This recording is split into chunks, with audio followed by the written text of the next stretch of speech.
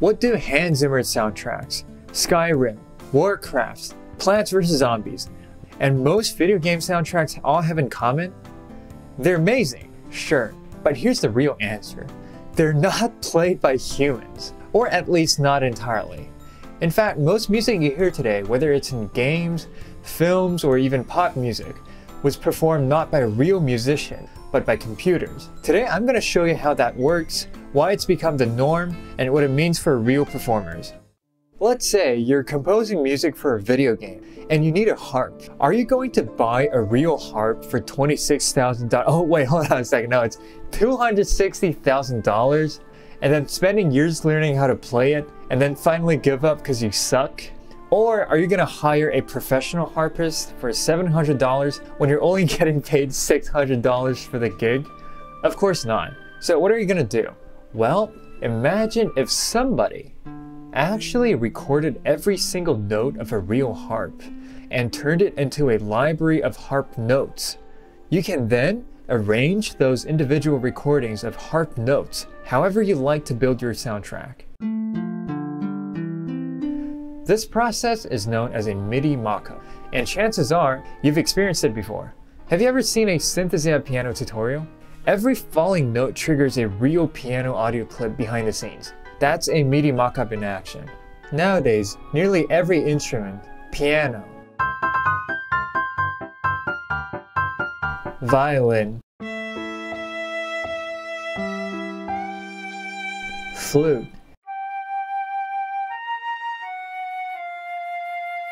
even drums, have a virtual counterpart. There are also libraries for full orchestras, where each note you trigger is played by an ensemble. In fact, there's an entire industry of companies making and selling virtual instrument libraries, and they're one of the reasons why producers and composers are always broke. Here's an example of a piece of music that is pieced together just with individual clips of notes.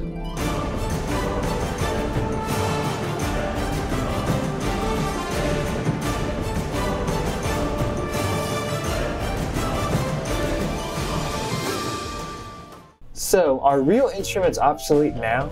Am I just gonna throw all the instruments away? Is Hollywood gonna lay off all the performers? Not really. The problem with audio libraries is that they're static snapshots, which are recordings of specific moments. If you try to make them do something organic, like sliding between notes on a violin, then it falls apart. Here's an example of sliding on a real violin. And here's an example of sliding on an audio library. Yeah, it sounds pretty ass. And even if each note sounds realistic on its own, it's very difficult to achieve a smooth lyrical line where all the notes connect to each other in a realistic way. It's kind of like photoshopping, where the images look fine on their own, but once they're put together, they don't work really well. This is why producers would still ask for real performers to play instruments like the violin or the flute. But then, in the late 2000s, two individuals with an IQ above 200, Stefano Lucato and Dr. Philippe Guillaume, had a crazy idea. Instead of relying on pre-recorded snippets of instruments, what if they could simulate in a computer the physics of what's happening when you play an instrument? When you press the note, the computer isn't playing a file. It's calculating what the note would sound like in real life. This was a massive upgrade, especially for producers and composers who can't afford real performers. Like, I've got 40 grand of student loan, and my bank sure as hell isn't gonna approve another $5,000 loan for me to pay a band to play my song that nobody listens to anyways. Obviously, these models don't simulate down to the quantum level. I mean, obviously, because otherwise not even Google can run it. But they get close enough to sound stunningly real. Here's an example of a piece of music that only uses physically modeled instruments. Listen to how unbelievably expressive the flute sounds.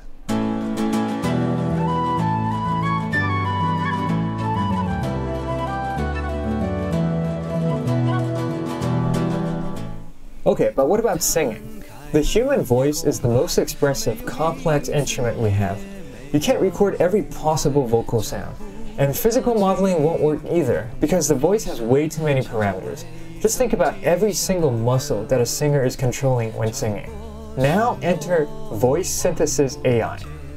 No, not the kind that writes songs for you, like Suno, where you just type a prompt. Woke up at noon, my bed's my throne. Remote in hand, my kingdom's grown. These AI function like actual singers. You write the melody and the lyrics, and then you sculpt the performance, adjusting the breath, Please pitch, subscribe, emotion, vibrato, to and all sorts of parameters. my channel. It's labor intensive, but the result is a computer that can actually sing for you. 如果终有人记得什么，也不会是我。The final question is, are real performers cooked? Absolutely not. Real orchestras are filled with musicians who've dedicated their lives to their craft. Think about it, a real violinist has gone through a lifetime of training, and no matter how good I am at simulating a violin with my virtual instrument, a real violin performance will always blow my mock-up out of the water. Audio libraries may sound real, but they lack the expressivity. Physical modeling may be really expressive, but sometimes its tone is a little bit synthetic. AI singing is really cool, but a lot of the times there's a lot of glitches. If budget allows, real performers remain the gold standard. But in today's world where budgets are tight and deadlines are even tighter, most music, including what you're listening to right now, is created using exactly the methods we've explored. So next time you listen to your favorite music, unless it's classical music or if it's played by a band, chances are at least some of the instruments are performed by computers and not humans. And that's exactly how we make music nowadays.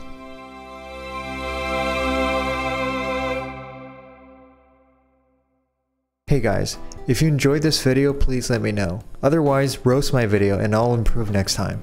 All of the music that you've listened to in this video, except for a couple meme music, are my original compositions, including the background music. So if you like my music, please follow me on SoundCloud. Bye.